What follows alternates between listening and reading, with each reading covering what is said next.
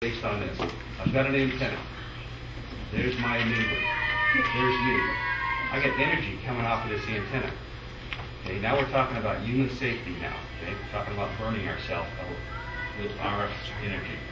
And this is what we're going to talk about. This is the tough part. And there's stuff here which will give you some background. The human body absorbs RF energy. It's like if I was inside of a microwave oven, it would do me in, wouldn't it? Okay, that's how the human body is when it's next to antennas. Depending on the frequency, the human body absorbs energy, which isn't good. And that's called the specific absorption rate, SAR. The SAR is the rate the body absorbs energy at a particular frequency. The body absorbs more energy at some frequencies than others. You're going to hear about this. The maximum exposure limit is specified by the FCC, and it's called the maximum permissible exposure. You'll hear about this. The MPE limits are based on the whole body, not just my eyes, not my hands, but they're taking the whole body into consideration. Okay?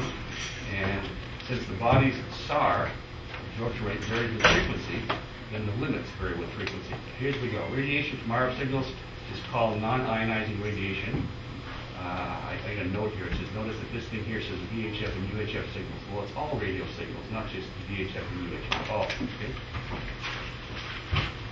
All. Okay. Here's the issue. Now, this is you guys are into charts, but this is a double chart. So the solid line relates to this. So it says, and here's frequency. So it says, at very low frequencies, I can be exposed to lots of power, high. But as the frequency gets higher, I need to be exposed to less and less power. Okay? Because, now look at the dotted lines. Because the body at low frequencies doesn't absorb much energy at all. But as I go higher in frequency, the body absorbs more and more and more and more energy. Okay? So this is the bad zone right here. Okay?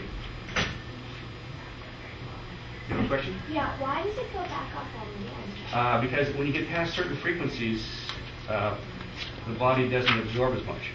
And so I can be exposed to more. Okay? See, this line here and this are just the total inverse. If I don't absorb, I can be exposed to a lot. When I absorb more, I got to be exposed to less. Okay, you with me? This is important now. Now, there's two different rules that the FCC has. There's one rule for me, the controlled environment. That's the person who actually pushes the button. I know what I'm doing. And everybody else is the uncontrolled environment. So the FCC says you can be exposed to less. It's a safety issue. It's totally a safety issue, and you're going to see this in a second. I'm going to focus just on the things that have questions. And you're going to see that my exposure limit is an average over 6 minutes. Yours is over 30 minutes. This makes it safer for you. That'll make more sense in a minute. Here we go. Here's some examples now. This is for me. It says it's an average over 6 minutes. Okay? So let's assume here I am. And let's assume that this antenna is radiating at me. And here's my legal limit for 6 minutes average. But this is the amount that actually hit me for 6 minutes. Well, look, was I safe? Technically I was. Let's try it again. I'm standing a little closer. Or if we put the power up, let's say. And now the power on me is this much, right at my dotted line, for 6 minutes. Well, what's the average? Right on the line for 6 minutes. So technically I'm still safe. Let's try a third one. For 1 minute it was right at the line, and for 1 minute it was below, 1 minute was above, one below, one above. But the average over 6 minutes was right on the dotted line. So technically I'm supposedly safe. But if the average exceeds the dotted line, then technically I was under too much energy. So there's no questions here, but that's a good picture of what happens. Okay? So the FCC sets the maximum permissible exposure guidelines. Forget about this. You don't have to memorize the answer. Okay? Human body has more RF energy at some frequencies than others. Now, here is the bad news, and they have taken it out of the question pool. But I have left it in here so you will see it. The most stringent regulations are from 30 to 300 megahertz. This radio is on 144 megahertz, 220 megahertz, and slightly above that at 440 megahertz. So the frequencies that you will use with your handheld radios are the most severe that the body absorbs. Okay? Now, thank God you're going to be using 5 watts, not 100 watts, and Because your antenna is going to be sitting right here, right in front of your head when you're talking. Not way the heck over there. Okay, that's the issue. Okay.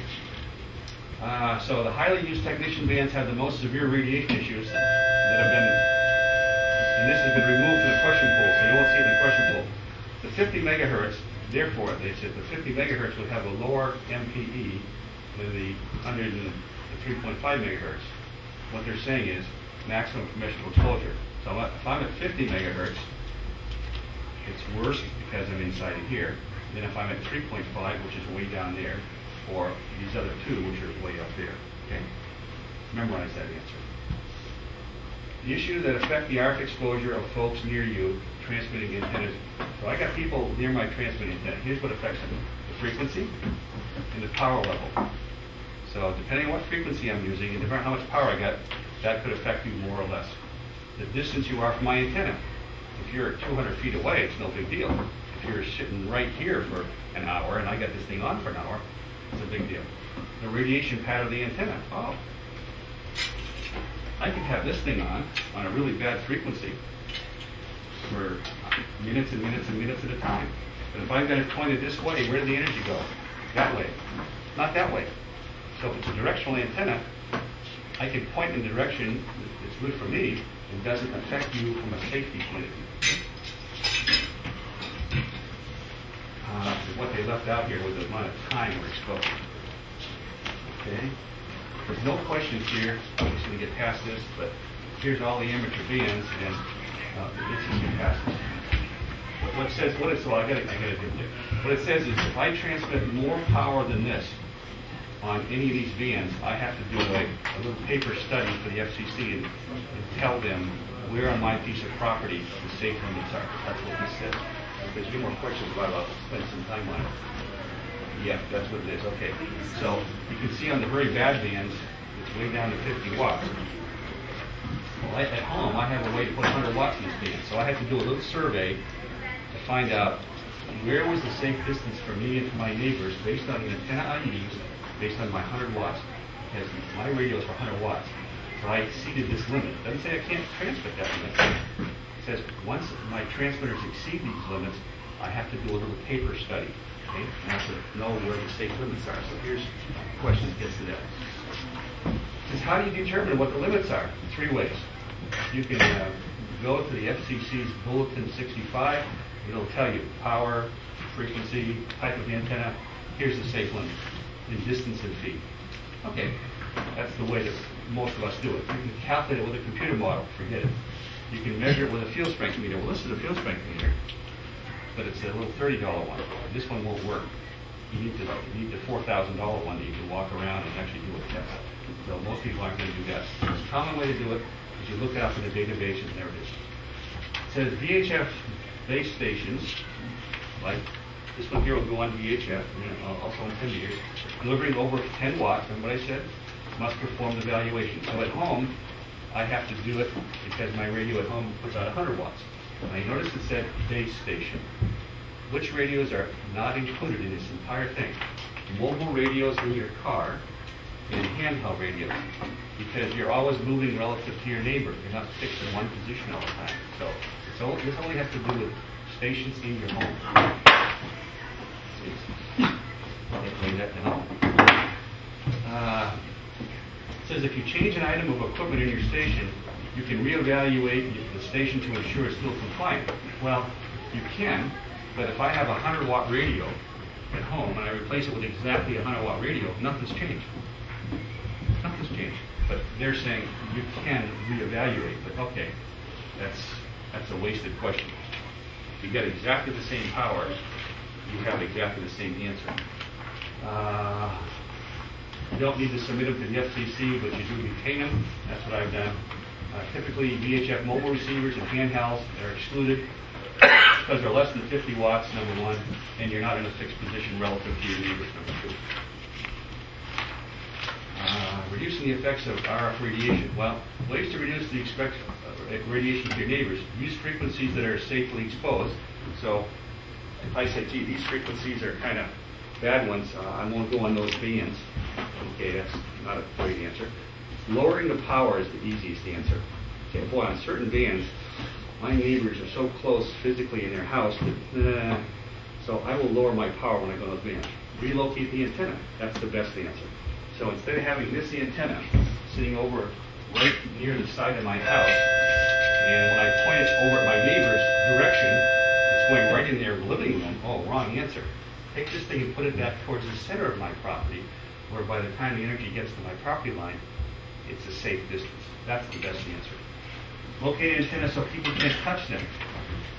Touching them while you're transmitting will result in vertical pains. Well, this is not the rubber ducks, but when you got a radio that puts 100 watts out, let's say I was putting it into that dipole, remember that little dipole? Or this thing here. There's voltages in there that if I were to touch that antenna, where the cable comes up, if I touch that, when I'm transmitting 100 watts, a burn can go right through to your bones. It's called an RF burn. So you never put an antenna where people can touch it. Now the little rubber ducks, 5 watts, no big deal, but you notice they coat the antennas anyway. Okay? Let's not even worry about this. Let's just keep going because we're short. Okay, this is a picture of this averaging thing. This is me again. Let's say this is my limit for 6 minutes. I can be exposed to this much energy for 6 minutes, so it's on for 6 minutes. And when something's on for the full time, they call it 100% duty cycle. Well, let's say that the energy coming off this antenna now is only going to be on for 3 minutes, but they're going to double the energy. Say, gee, I'm being exposed to twice the energy. Yeah, but over 6 minutes, it still averages 1. And this is called 50% duty cycle. And I think you understand here, if you just put it on for 2 minutes, I can be exposed to 3 times the amount of power. That's called a 33% duty cycle. The average is still 1 over 6 minutes, and the same thing down here. So the whole issue here has to do with what they call duty cycle. So this is where the bottom. Duty cycle is the ratio of on-air time to the total operating time of the transmitting signal. For my thing, it's 6 minutes. For you, it's 30 minutes. Well, when I'm on the radio talking like this, how long do I have my finger down? 30 seconds, back off. So when I'm talking on radio, even if you and I talk for an hour, I've only got the button down half the time. I'm talking half the time, you're talking half the time. So guess what?